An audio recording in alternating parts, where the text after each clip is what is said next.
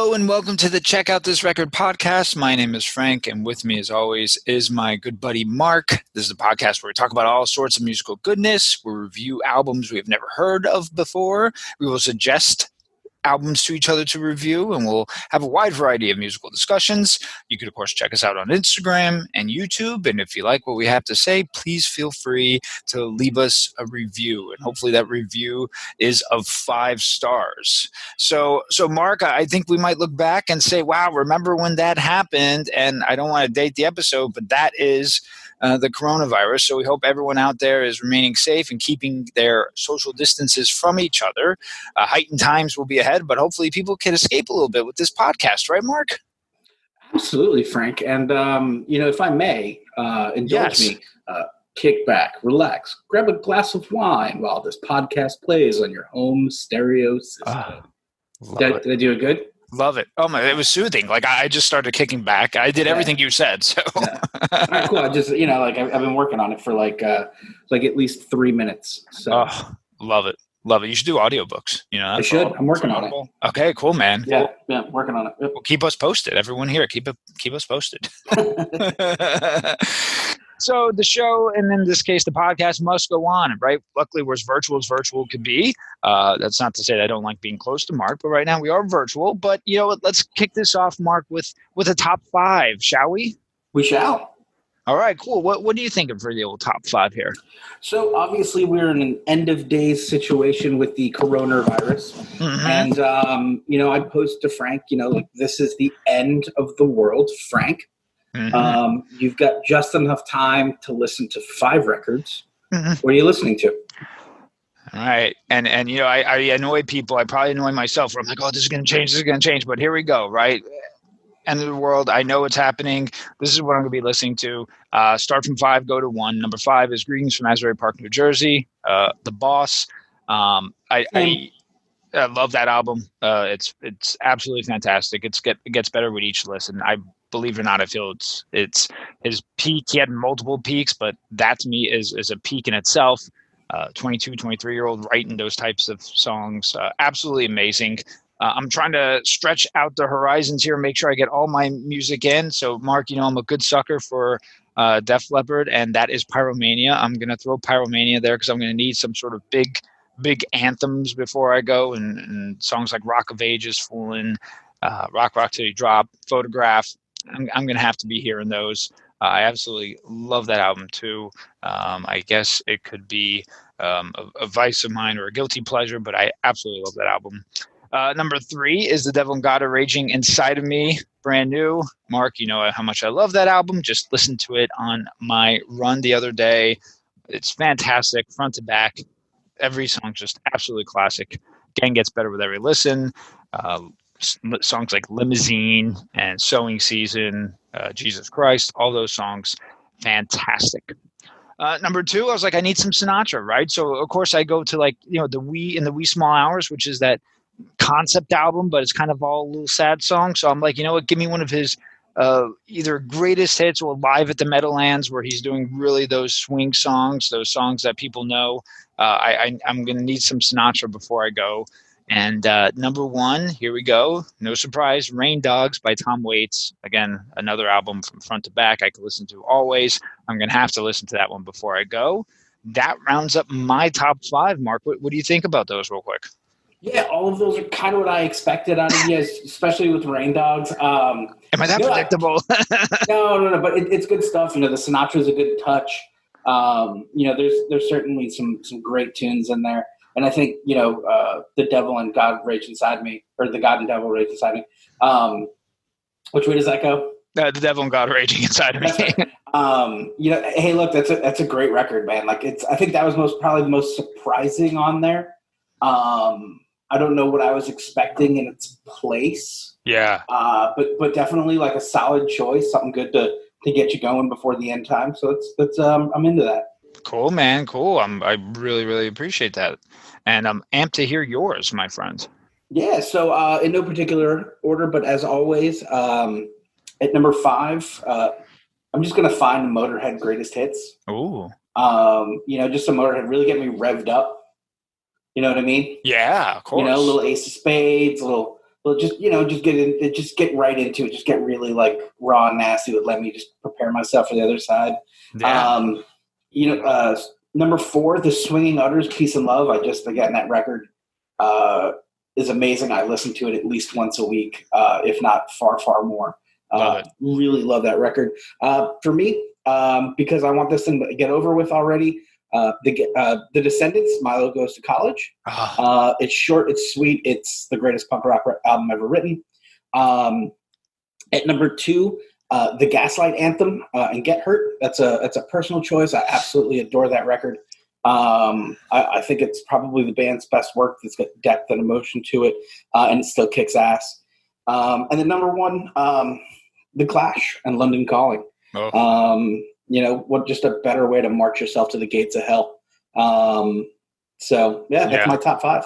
Yeah, I mean, absolutely love it. Milo Goes to College is another record where, when I run, I do a lot of my thinking, and I'm like, if me and Mark were really to say what's like the greatest punk album ever, is it things like Milo Goes to College? Is it, one of the Ramones records? Is it London Calling? Is it, And Out Come the Wolves by Rancid? And of course, Milo Goes to College is always up there for me. So that's absolutely fantastic. When you said Gaslight, I thought you were going to say 59 Sound. So I was surprised on the Get Hurt, but I absolutely love Get Hurt too. I just expected for some reason 59 Sound to come out, but nevertheless, absolutely love that record. And I think that's fantastic. The Motorhead, I could totally see that. I mean, why not, right? Just get that out of the way. You're going to just get like a big handle of whiskey. Yeah. Put on some Motorhead, and then just get ready for whatever's going to come at you. Absolutely. I feel like you could fight anything with Motorhead and enough whiskey. Yeah, and you wouldn't be scared of anything either. Right. Which is great. And then, London Calling. Listen, that album has everything you need. How do you even classify it? Because it has absolutely everything from start to finish, all sorts of music, and all amazing good songs. So arguably humanity's greatest piece of artwork. Yeah. The end. Right. I mean, Yeah. So you got to top it off with that, right? You got to top it off with that. That's what I'm thinking.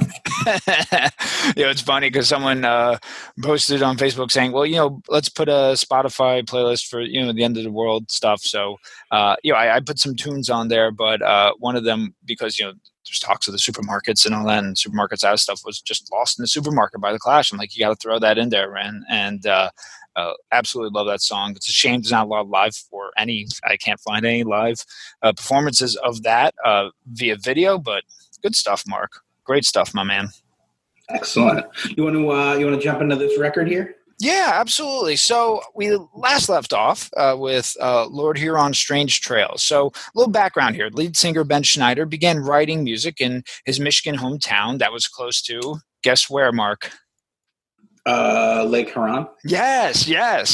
Now, he was a visual arts major, and he finished his degree in France. He moved to New York City to work in the industry, and then to LA, where he started Lord Huron in 2010. Now, like many who kind of start a project and under this moniker, the first few EPs were all Ben.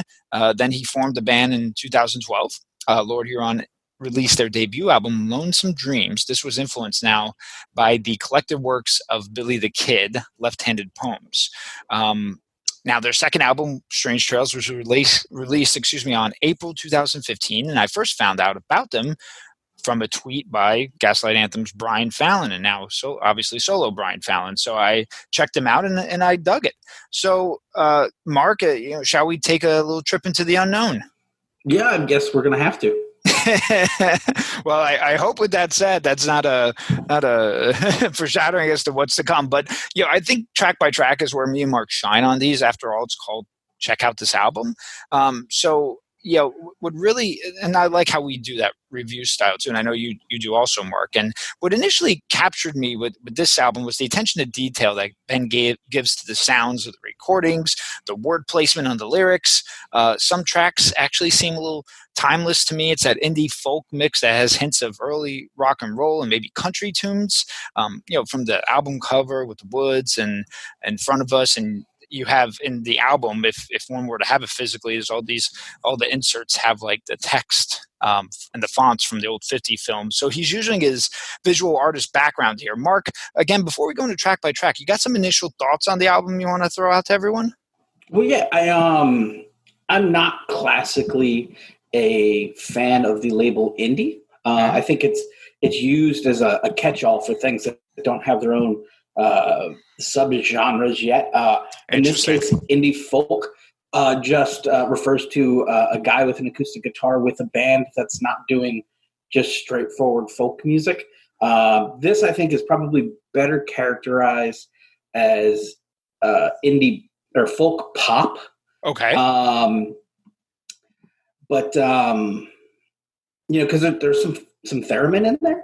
There is. Yeah. It's kind of weird, in the 90s, a lot of stuff just got crammed into the label alt. In the 70s, a lot of things got crammed into the label punk, and then like punk rock came out of that, and then there was all these other things that we don't classify as punk rock, but we're still considered punk then. And I think we're kind of, it's a little bit longer of a generational gap, but we're still using indie as that kind of catch-all, and like just adding that prefix folk to it. Again, Google Google image search anyone in the indie folk genre, and it's just a dude with a beer holding an acoustic guitar. So it's interesting you bring that up, because indie, if you think about it, right, indie represents independent label, right? So it's like, hey, we're on an independent label, but that could be a variety of genres. So it's so funny that you mentioned that, and that's kind of just stuck with people, as it did with the punks, where you were labeled punk, but the music didn't represent that. Well, similar here, because indie then really means indie label, but what's the music behind it? So I'm glad you kind of then said, hey, listen, this is really folk pop to me, Yeah, especially with the rhythms they're using, with the other instruments they're using. It's very poppy, despite some really clever, some really smart lyrics. The lyrics don't come across as bubblegum, but musically parts of it kind of can. Okay, cool. Well, I like kind of how you got it going here. So let's get into the songs. We get 14 songs here with a total time of 55 minutes. So it's pretty long, which could be something I'm sure we'll chat about that. Yeah, I'm sure we'll chat about. Oh yeah, it comes up. It's going to come up quite a bit. Actually, I have it coming up too. So, Marc, if you want to kick us off, go right ahead, my man. Well, I was thinking about something you said on a previous episode, and talking about covers. Yeah. So let's start with the cover real quick. We see we see a man from behind. Looking into a wooded area. Could be a photograph. It could be a man looking at a photograph of a wooded area, because it's really bright, which kind of threw me off, because I was expecting, you guys heard Frank describe this in the end of the last episode, as kind of a trip into the woods, and when I think woods, I think kind of nighttime and darkness, and I think certainly this has the record has a bit of nighttime and darkness to it. Despite the pop sensibility and the rhythms that I mentioned earlier.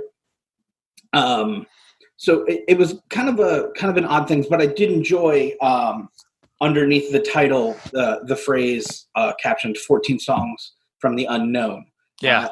I like that. I thought that was clever. Really adds to the mystique of the record. Again, I just kind of wish it were darker.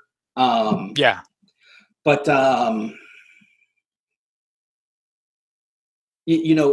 folks will remember last week I asked if this was a concept album, right? In the vein of like a Pink Floyd's The Wall or Tommy's or The Who's Tommy. Excuse me, I did that backwards. And Frank told us no, it was more of a mood and a vibe, right? That rotates, or the songs kind of rotate around that mood and vibe, but without the songs connecting directly. Did I get that right? Yeah, when I think of the concept album, I think, listen, characters are established like in the beginning, right? And there's two ways to do it. You could say, hey, Frank and Marc are here at this point in their life. This is first song, and by the time in this case, 14th song comes around, Frank and Marc are at this point in their lives, and in that journey, they're meeting all these different people. Things happen. People get all messed up and all that stuff. Like when I think of concept albums, I think of that. Now, another though type of concept album is where they get themed musically, and there are some anchors on this album where you kind of hear the same melodies. You might have the same vibe where they're talking about things like the woods, or like in his other album, The West, or the stars, and stuff like that in the sky. Some of the song titles are themed, and maybe some then topics as well.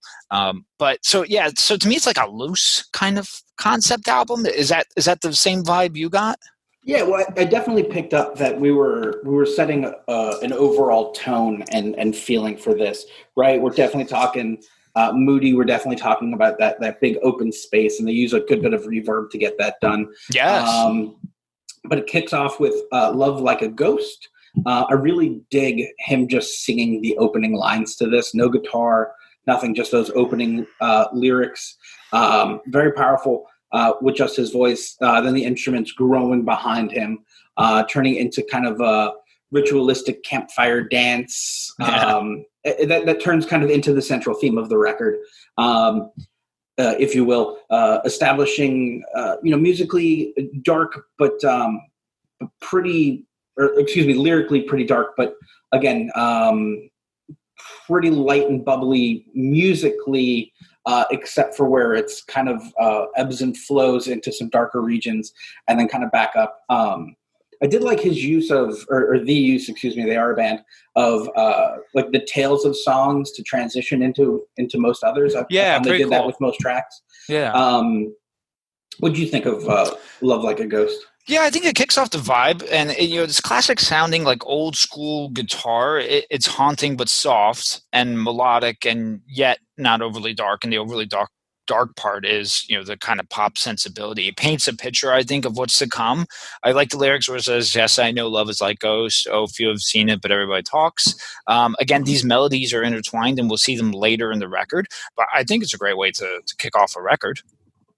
Yeah, definitely. And some of the lyrics in here are just fantastic. I really enjoy the way he writes, the way his songs are structured together, the flows between verses and choruses, the pacing of it, really cool stuff.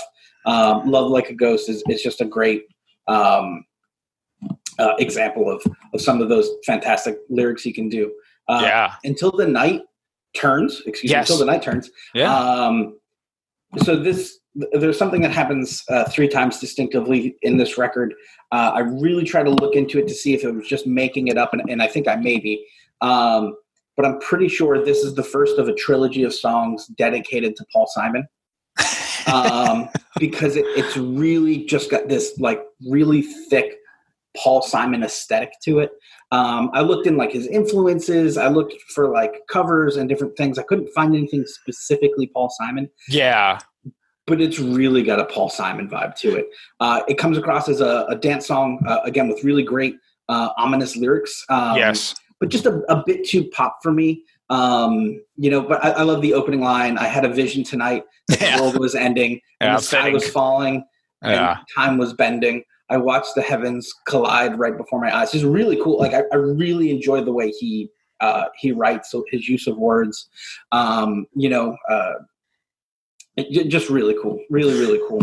Yeah, I definitely love that lyric for sure, and it's great. And I think interesting that you bring up the Paul Simon connection too, because now I'm hearing like little bits of it in my mind. With the chord progression, I always got like a Eddie Cochran Summertime Blues because it goes to the E to the A and then to the B. So I heard that, and this was actually one of the first songs I heard from the record because I think I watched the live performance when I first saw it, and I was like, oh wait a minute, it's a little poppy here. But if you, in context with the rest of the album, I appreciate the fast tempo nature of it. Even compared to the rest of the album, it's definitely the faster, a track that stands out. The vocals are hollow and they kind of echo a little bit. And if you watch him perform it, he performs it with an old school mic, which is pretty cool. Definitely on the poppy side, but yeah, I dig it, and I like the lyrics for sure. Yeah. So then track 3, Dead Man's Hand. Yes. I really dug the imagery again, the lyrics, just really cool, really kind of creepy lyrics. I have to say, though, I started noticing the music starting to bleed and blend together. The rhythms are pretty similar. Yeah. from the first two songs. There's the instrumentation doesn't change a whole lot, and the structure is starting to feel really familiar again, which it doesn't hurt it, but it's kind of one of those things where I started, especially I ended up listening to this, I would guess, a dozen times, because I would put it on as I was doing things, and I could never tell when it began or ended. I'm guessing that I listened to it like a ton. But again, really cool imagery.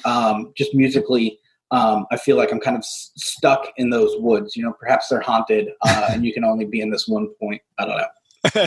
Yeah, maybe that's where the character is right now. And in this song, compared to the other tracks, I usually tend to gloss over this one. It's a steady tune. Excuse me, and it's got that vibe of the dark meets simplicity and structure. I like the add-on of the harmonica to the end. One area where this album might falter is track placement, because I think it gets better as it progresses, and sometimes we've seen people really come off like right out of the gates with track 2, 3, 4, just boom boom boom. I mean, who am I to say anything in reference to that? But it is something that I understand kind of what you're picking up on. So I kind of have a similar vibe with you on that track for sure. Cool. So then we get track 4, Hurricane, and then in parentheses, Johnny's theme. Yes. This is more Paul Simon to me.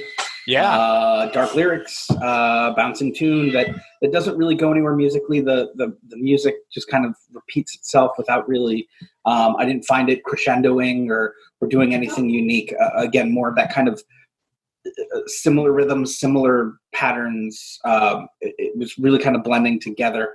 I thought lyrically interesting, because we're not using Johnny in any of the lyrics. Yeah. Who is Johnny? Right. Who is Johnny? Which I thought was cool, because, up until now, he's referred to people really only as I, we, you, or ghosts. Yeah. So the idea that we were getting a character at this point seemed kind of interesting. And then the redaction of that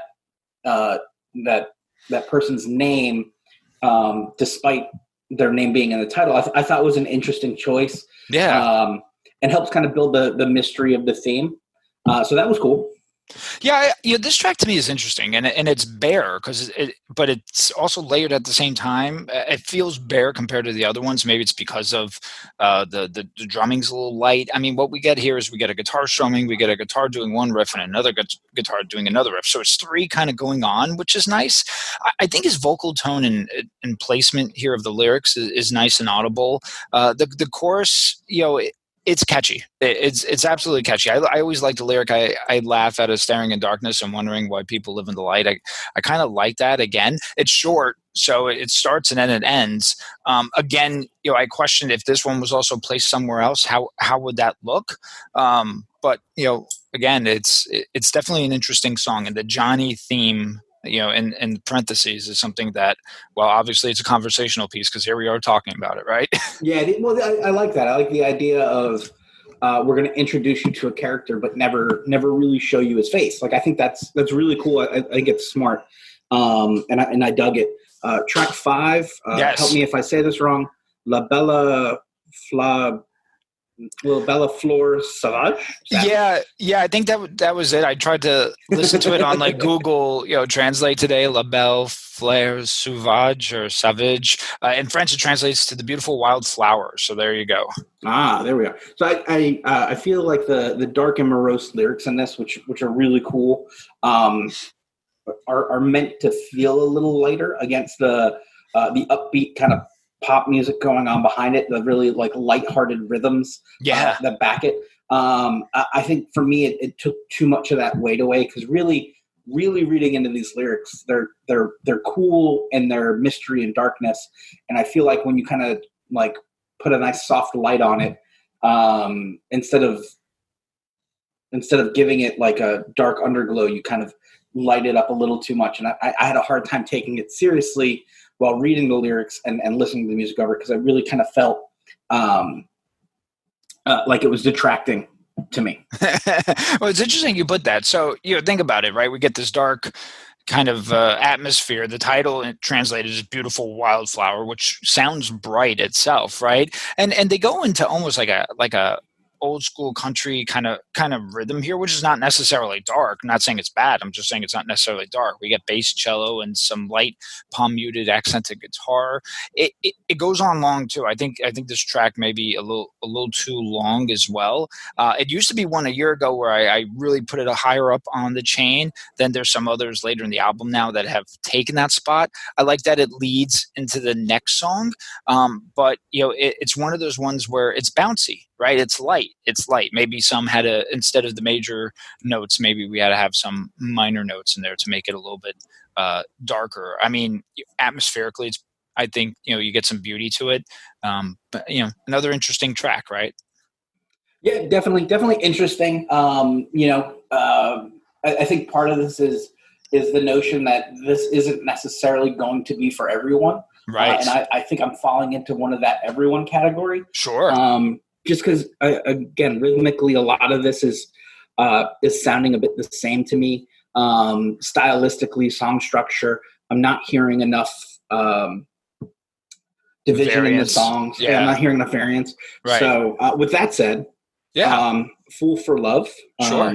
This sounds like the hat trick in the Paul Simon series of the I think I had heard this on a TV show, so I looked it up. It turns out a bunch of songs from this record have been used on TV shows. Totally. All over the place. Got it. A lot of recognition for sure. Yeah, definitely a ton of placement, and it works. I can't remember which show I saw this on, but I definitely recognized a few songs from a few different shows that I've seen, which was kind of cool. But again, this for how dark this is kind of coming off, and maybe I'm in my brain, I'm just saying this is supposed to be darker and it's just not, and I need to get over that. I think that's a distinct possibility.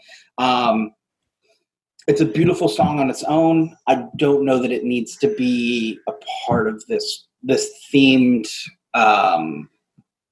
conceptualized record. I think this stands very well on its own, and doesn't necessarily fit. And I kind of feel that way with all three of the songs that are referred to as Paul Simon. I feel like they would have made a fantastic EP on their own. Funny you say that, yeah. Or something else. Just because it just kind of didn't really. They kind of stick out to me, but maybe, again, maybe that's the idea. Maybe these are, some of the wild flowers sticking up above the tall grass. I don't know. It wasn't for me. It's a beautiful song. Right. I couldn't, I just, it was just entirely too poppy for me. Yeah. To me, it's a cross of like an old country tune with a modern edge. It's nowhere near like a modern country, mainstream song. I like how he uses that simple saying "fool for love" and kind of wraps it around romanticism. It's another tune where if you pay attention to what's going on in the background, you get like that old school again shuffle beat, but we've already heard that now in a couple songs. And maybe, as you were talking, I was like, well, maybe that could have been like, what the Beatles did back in the day where they released the album, but then they had a single, and that single was never really on the album. It was just a single. This could have been like the accompanying single to the album.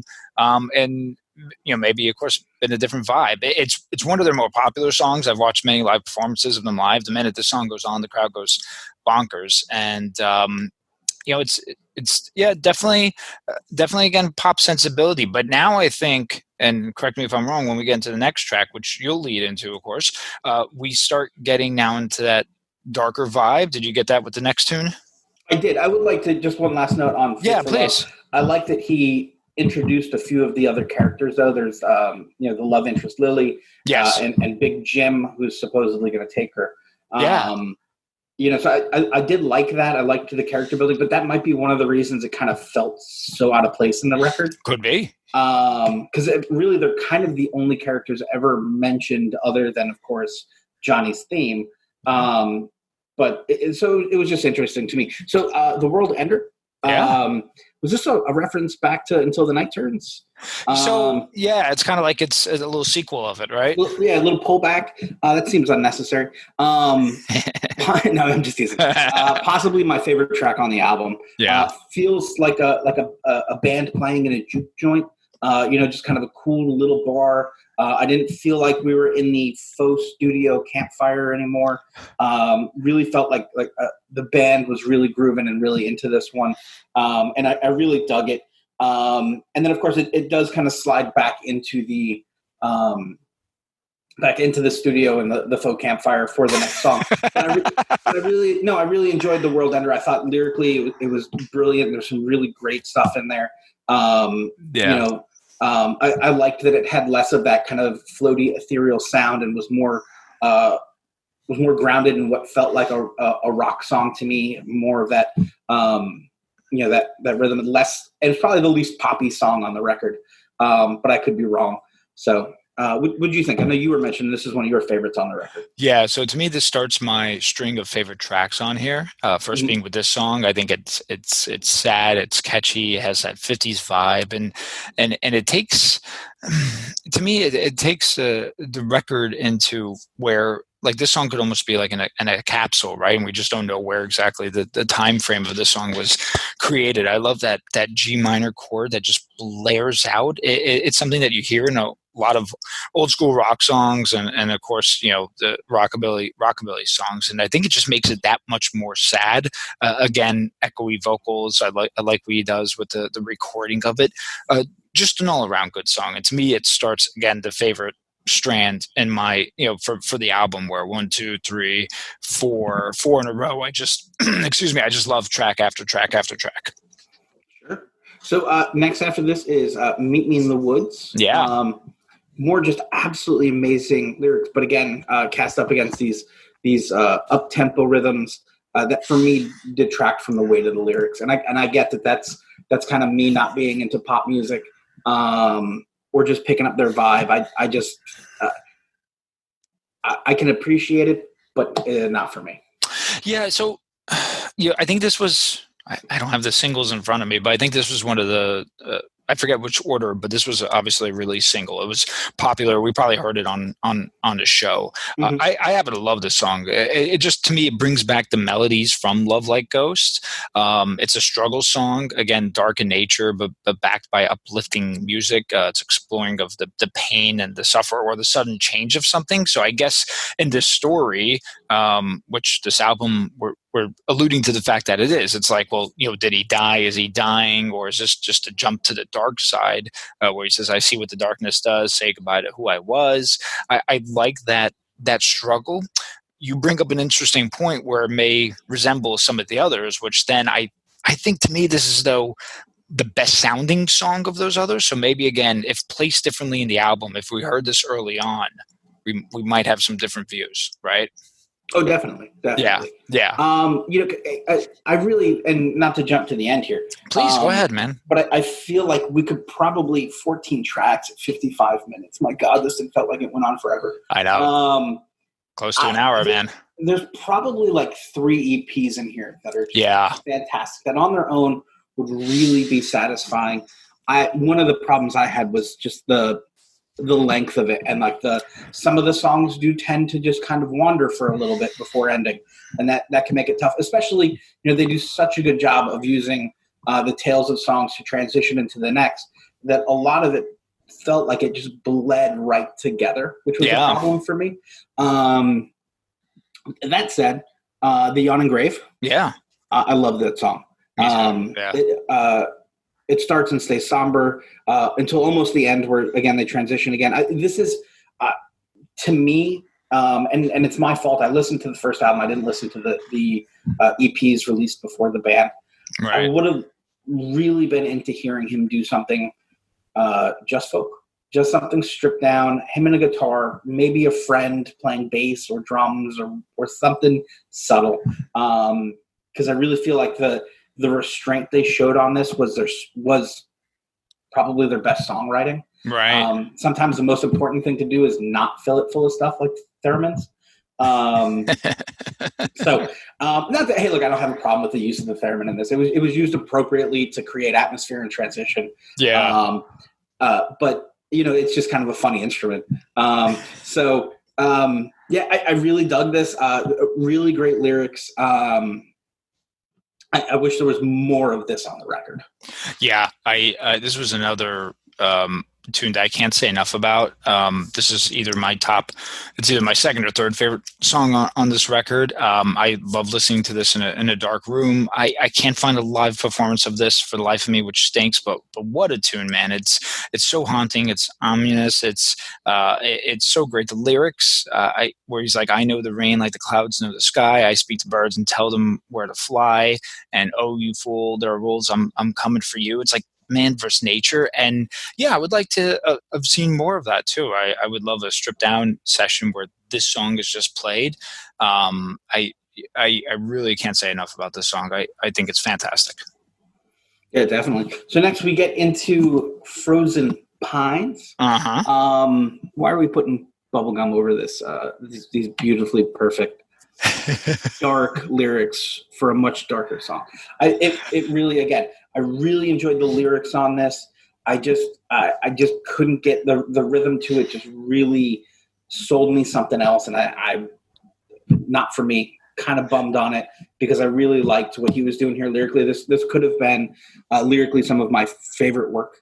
It just didn't. The lyrics are short. They're straightforward. It's a shorter song in general. Yeah. I like that he kind of went right through the verses and choruses with little pause in between, just really kind of going right through it and putting all this emotion right out.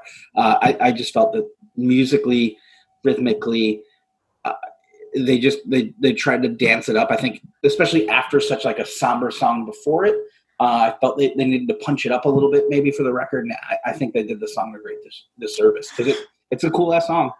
Yeah, so I like how Yawning Grave leads into it, and if I had to pick my favorite track, this is actually my favorite track. To me, the beginning is representative of what winter would sound like, and you hear Frozen, so right away you think that it's a classic rock chord progression. It has a little groove to it. It's still keeping them in this journey of finding the truth or hell or something that is going on. I can't say enough about the lyrics, of course, and looking at them right here. I mean, it's just amazing. Deep into the night with the moonlight as my guide, as I wander through the pines, I make my way to nature's shrines. It's not overly long, and the ending is cool because I liked how he just didn't repeat the chorus again. It goes into this outro. It's interesting, though, of course, how we have different vibes on it. But yeah, if I had to pick a favorite track on the album, this is my favorite track. Fair enough. Hey, look, and that's right. That's why we do this. That's why we do this. So number 11, Cursed. Yeah. This is just more of should be haunting music, but they filled it with bubblegum trash. I really like this guy's lyrics, man. I just have a really hard time with these kind of like overly lighthearted faux campfire kind of like rhythms. There's a lot of like little backing instruments. Like you can hear a couple claves clicking. You can hear a few different things, and they happen throughout the record. Just little like kind of like almost percussion toys that they just don't service. I feel like there's too much time in the studio. And I feel like this song is one of those ones that, if they had left it at a much more bare bone concept, I think it would have worked better for me. Yeah, the next two tracks, I would agree with you on that. I haven't really spent a lot of time on this song as I have the other songs on the record. So it's another kind of classic country tempo song in a modern way, but I've said that now already about quite a few of those songs, right? Nice guitar, clean tone, bouncy beat. If I had to piece the story together, it's now after the time of where he either dies internally or externally, and now he finds a new potential love. But it is one where if I had to omit maybe a song or two from there, this would be it into that cool EP that we talked about. So I share a similar sentiment with you on that. All right, so then I think now we're at Way Out There, right, Mark? Yeah, so Way Out There, I really dig when they keep this slow. I wish they weren't so set on the heavy reverb. On the drums and on the band makes it feel a little too echoey for me. When the mid tempo picks back up, I get lost in it. It just really kind of distracts me because we've re-entered that sound Yeah. from the beginning half of the record. And it kind of throws me off in terms of my sense of time and space. And maybe that's what they're trying to do. Maybe it is intentional, right? But at the same time, for me, it really kind of messed with me a little bit, just because I was a little uncomfortable, like trying to figure out what's going on with the song. The lyrics are great, but like, it was just a little odd hearing it here after everything we had already heard. And then, you had kind of, the Yawning Grave and the Frozen Pines, and I'm just kind of getting back into this, ethereal poppiness. Really just kind of, it threw me off. And this is where I kind of was just getting a little over the record. Yeah, I mean, it's another track where I feel like I haven't paid that much attention to. I mean, I love the bare nature of it with the layers of a lot of cool stuff going on there. But again, this song may suffer from just an overabundance and placement on the album as we are getting now into the later tracks. So I do like this tune, but maybe it would serve better on an EP. Yeah, totally. So track number 13, lucky number 13, Louisa. Yes. Only the third person actually mentioned on the record. Again, more Paul Simon to me. Perhaps a little too poppy for my taste, but really just a clean song. Really pretty. Love the backing, kind of ghostly chorus of the name Louisa. Really, it felt like this is like Paul Simon wearing like a cute little witchy outfit, right? And doing little like, I'm going to write a coven pop song. Cause it kind of just feels like that kind of like overly, how Paul, I hope folks at home don't think I'm insulting Paul Simon. No. Cause I mean, I don't care. Fuck Paul Simon, but like, I don't have anything against him. I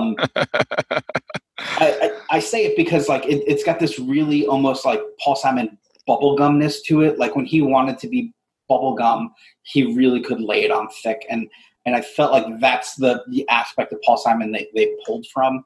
Yeah. But again, I looked, man. I was convinced I would find it, and I did not. So maybe I'm making a false connection there. I don't know. What are your thoughts? So even though there was those 4 tracks in a row that I'm like in love in, this song is actually up there for me, and it took a while. I think it suffers from the positioning, and I think it's the unheralded track on the album. I love when he goes, "Good for nothing is the name they'll remember me by. Done nothing with my life for no one. I'm just waiting to die." Man, what a lyric! I love that. It's got to me like, again, just a 50s rock vibe. But now that you're mentioning Paul Simon, that's it.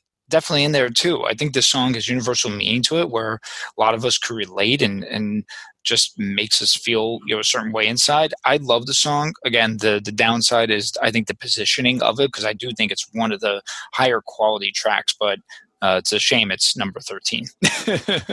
Yeah, I can get that. The last track, The Night We Met, this is a revisit to Love Like a Ghost. Yeah. Right? Yeah, right. absolutely. Like we're end capping the record with these. And actually, as much as I liked the intro of just his voice, I think this would work better. If we kind of took, I call it like half this record out and kind of kept to the songs that fit into this theme. If this were the opener and Love Like a Ghost were flipped, this were the opener and that were the closer, with some of the kind of darker, more haunting stuff in the middle, I would have absolutely loved it. I think this is a great song.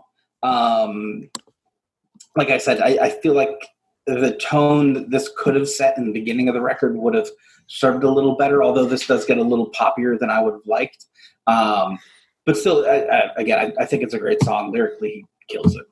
Yeah, I mean, you get the same melodies here, and it intertwines the Love Like Ghost and even some of Meet Me in the Woods.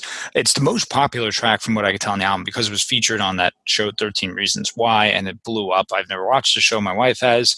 I honestly skip over this because I either think kind of two things what you said. You could have had Louisa almost act as an end or flip-flop Love Like Ghost and The Night We Met, because now take us to where they met, start that off with, start the story kind of there, and maybe even work it backwards. Again, it intertwines the melody, so I guess in essence it is a fitting end to the album, but it is one I gloss over, I gotta be honest.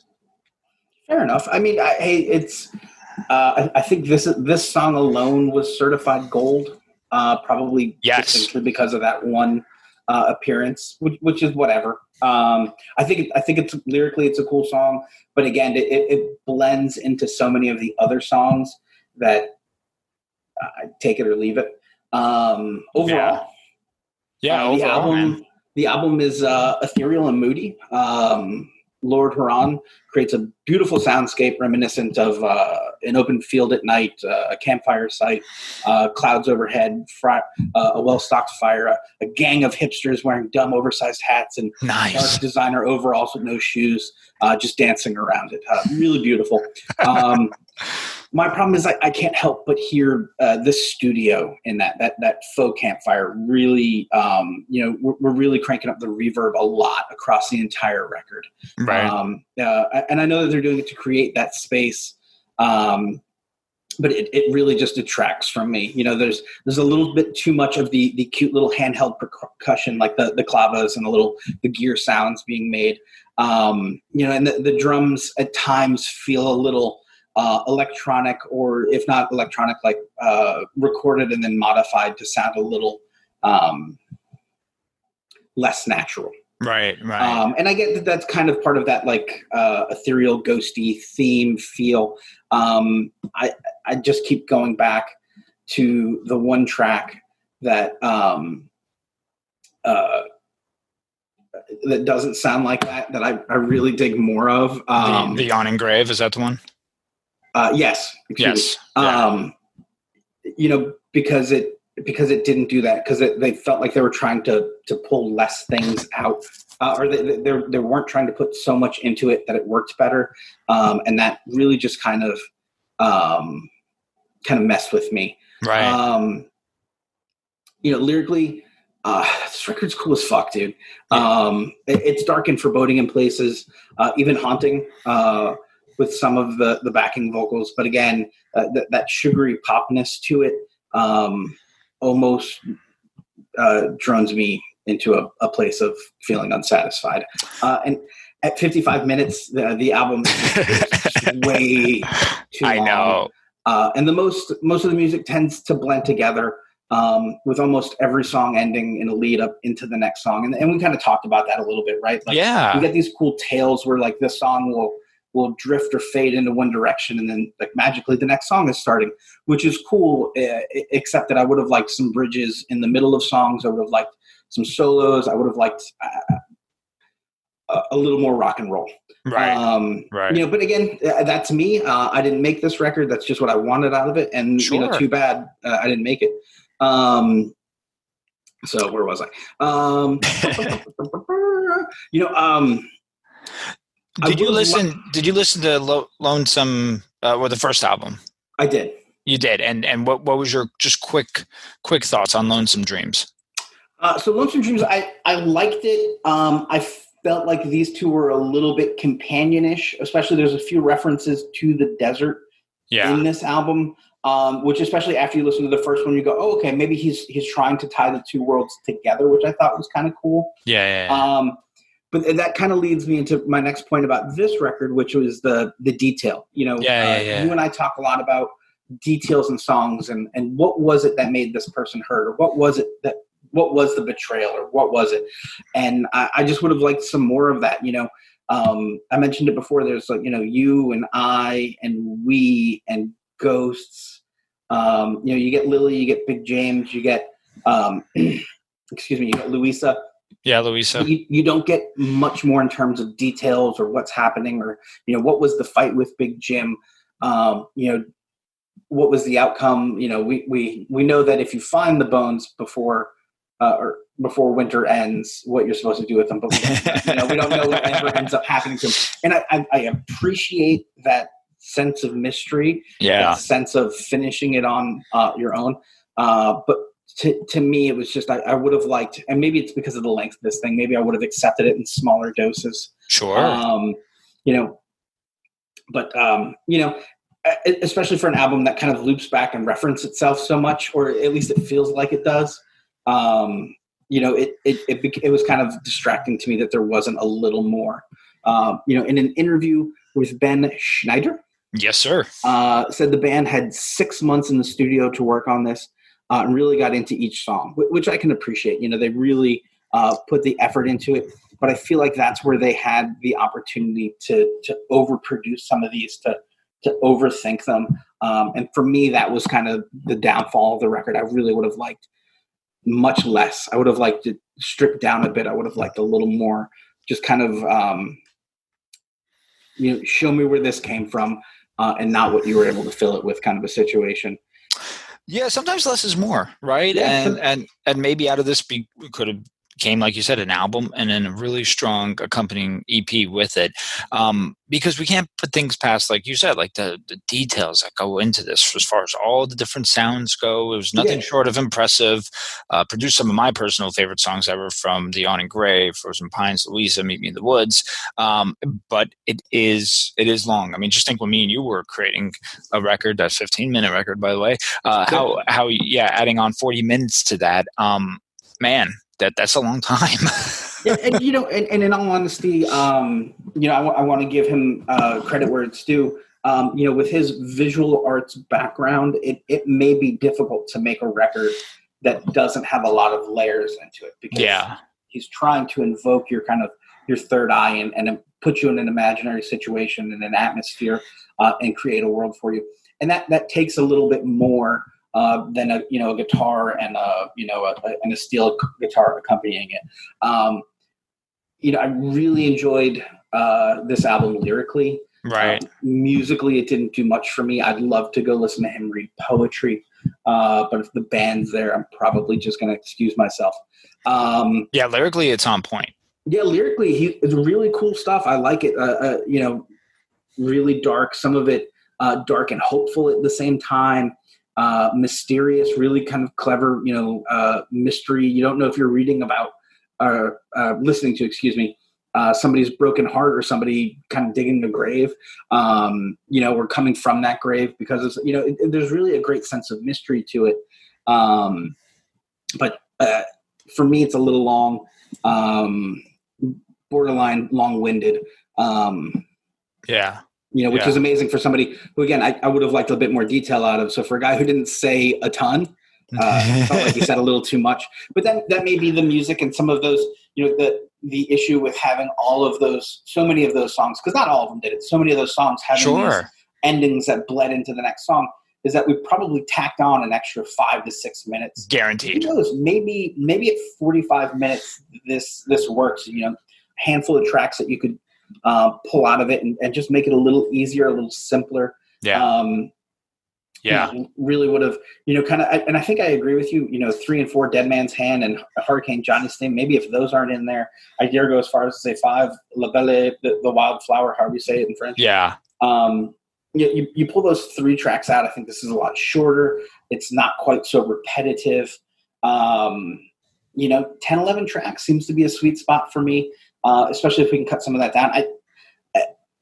I will definitely listen to the record they put out after this, which Frank is going to tell you the name of.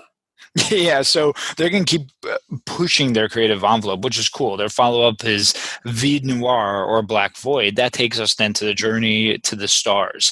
I personally think that Strange Trails and Lonesome Dreams are better than Vide Noir, but Vide Noir is better than most of the modern stuff out there. So I am excited to see them. What's next? Because you have the West, you have the Woods, and then you have the Stars. You know, Vide Noir, again, it's another visual track. In fact, if you stream it on Spotify, each track has its own visual light show, so to speak. So it's an interesting album. I think the other 2 are better, but again, I mean, you know, this is creativity at its best, right? And I give them a lot of credit for doing that. I would love to see where they go next with this. Yeah, like I said, I'm interested in it. I think more to see how his lyrical skills develop, which is what I'm really interested in at this point. You know, I think we tried to do a little too much musically, and for me, it didn't work. But I can definitely see why people would really be into this. I can see why they're getting, the acclaim that they are. It's, it's a very pretty sounding record. I can't take that away from them at all. It's produced beautifully. For a guy who's got Motorhead on his top 5 of the last things he's ever going to listen to. I think I wasn't necessarily looking for it to be quite so polished. Right. But it definitely is. It's definitely beautifully polished. Cool. Just not for me. Well, I'm glad. I'm really glad that I was able to get your insight. It's one of those ones that when we started this project, it was. I mean, top of my list as far as I wonder what Marc thinks of it, and I'm glad you didn't cloud nothings it, as I said last. Well, for what it's worth, they didn't cloud nothing. They didn't cloud nothing. It wasn't me who made Cloud Nothing sucks. Cloud Nothing did that on their own. There you go. I'm glad you found and appreciated kind of what they've done. And it doesn't have to be your cup of tea, but you could take little elements from it and be like, yeah, hey, I like how they did that. I like the lyrics that they did here. I like the sound they did there. And that's what it's about. And maybe a song of theirs comes on and you're like, hey, I'm not going to turn it off because I know who they are because I reviewed the album, right? There you go. Yeah, exactly. I'm not opposed to it. I certainly wasn't put off by it by any means. Sure. I think that tone and that style is definitely for people. It's just, I'm just not one of them. Yeah, so, absolutely. Really cool stuff. It was definitely an interesting pick. I'm happy I got to, again, at first I was listening to it and I was getting a little lost, right? I was kind of doing what I was doing during the day, and I would come in and out of it and not really be sure where I was, which kind of works in its favor when you sit down and listen to the whole thing. Certainly when I sat down with it, I opened up the lyrics and really just kind of dove into it. I really got into it. I was really far more impressed with the record than I thought I would be. Cool. Which is good. Yeah, it's definitely good. You want to? We should tell them, the kids at home, what we're going to do next week. Yeah, definitely excited about this too, and as I was, of course, excited about hearing your thoughts on this album. But we're going to do one of those where, hey, there's a topic. It's an album we're going to review, but we're gonna speak of this topic. It's an interesting topic, and it's bands who have had multiple singers in their career. Now, the reasoning for the multiple singers is going to vary. Obviously, you have things like, or bands like Van Halen, where they went from Roth to Hagar, back to Roth again. But there's those types of scenarios. Don't forget that other guy. Yeah, Gary Sharon, is that the one you're talking? Is that other guy's name? I don't know. Yeah, it's Gary Sharon from Extreme. Sure. Bands that they had their lead singers pass away and they continued on with a different singer.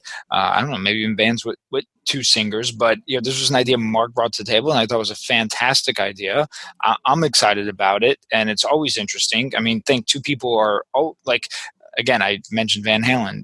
David Lee Roth and Sammy Hagar are as opposite could be in so many different ways, but they're always going to be linked together. Every time they interview those guys, they mention the other person. So it's so interesting how that happens, and I'm amped to talk about the two singers. Marc, your thoughts on all that? Yeah, I think this is going to be really fun. You look at the lineup of bands that have had different singers. So, Van Halen, Black Sabbath. For those punks out there, we are going to talk about all. Yes. You look at Alice in Chains, AC/DC. I think it's worth mentioning like Sublime. And talking about why those bands worked one way and not a different way. Some of them with the first singer, some of them with the second singer. Obviously, we're not going to touch on so me and Eddie Van Halen and Alex Van Halen. They had the singer from down the street. Like some kid. Named Larry singing before they found David Lee, or whatever that backstory is. We're not going to talk about those singers. We're just going to talk about once they were musical hits and that kind of thing. But why certain albums work, why certain albums don't work, why they wouldn't work with the opposite singer. Some of the best work from those bands, some of the worst work from those bands. It'll be a fun little chat. Yeah, definitely excited about it, and definitely to see, should those bands have carried on, with that particular name, or as all Descendants did, where they were Descendants, but then once they got their different singer, hey, they became All, even though All had a couple of different singers themselves, but at least then they didn't still continue under the Descendants name. So we're going to explore that, see if it would have been better. I'm excited. The two singer aspect is just absolutely crazy in the band, especially you think of just I mean, even AC/DC too with Bon Scott, and then Brian Johnson. I mean, just again another cool thing to talk about. So I'm excited, as I know you are, Mark. I sure am, Frank. Cool. Well, thank you for everyone joining. We hope everyone out there stays safe and keeps your social distancing, keep those rules applicable. Looks like we're going to be in this for the long haul here. Hope, again, you could escape what's going on and check out maybe some of the records that we suggest. And I hope you like when we just go ahead and talk like we're doing right now. And thanks, everyone, for listening. Mark, any final words? Yeah, when you're sitting at home listening to the records we haven't suggested and you think, I'd like to hear what those two idiots on the internet have to say about this, tell us. And yes. then written review us while you do that. In fact, write your request in a review. I guarantee you Frank will read it. Absolutely. And we will, who knows, maybe we'll do one of your favorite records on the podcast. Absolutely. If you guys obviously sitting home in these next couple of weeks and you're like, man, I wonder what those two idiots, Frank and Mark, would think, go ahead, let us know, and we'll be more than happy to give you guys our opinions. So thank you again, everyone, for joining. Again, you can catch us on Instagram, the old YouTube channel. Just message us. We're around. Leave a review, preferably 5-star, and we'll see you guys next week. Bye-bye. Bye-bye.